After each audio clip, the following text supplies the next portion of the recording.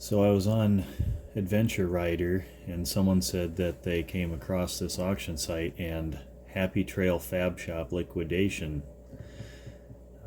In the emails I had gotten, he had mentioned they're moving locations, but I went through their list here, and I mean, they're selling what looks like every piece of shop equipment they've got. So I wonder if they're moving to a new location or if they're just giving up completely and selling everything, because it looks like every single asset they have. Motorcycle tanks out back, racking, forklifts, plasma tables, welders, grinders, drills, bits. You know, everything is on this auction site.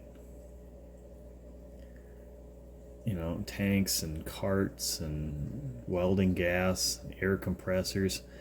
So I'm wondering if they're just going to be done. They didn't have anything in stock because they're packing up, which really, they kind of ruined their reputation over the years, but it could have been a successful business.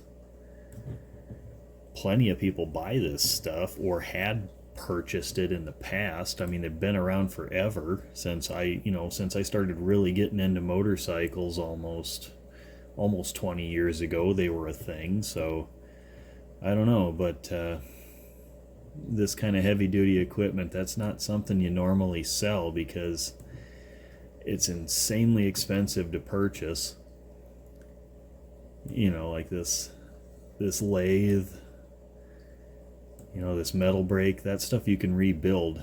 People don't buy that stuff new just for shits and giggles. Like,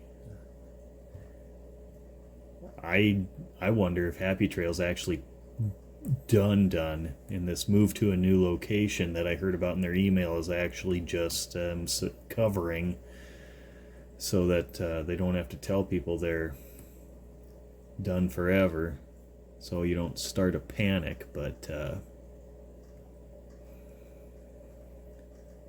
yeah, like vice grips. You don't sell vice grips if you're going to continue doing business. You can never have too many clamps.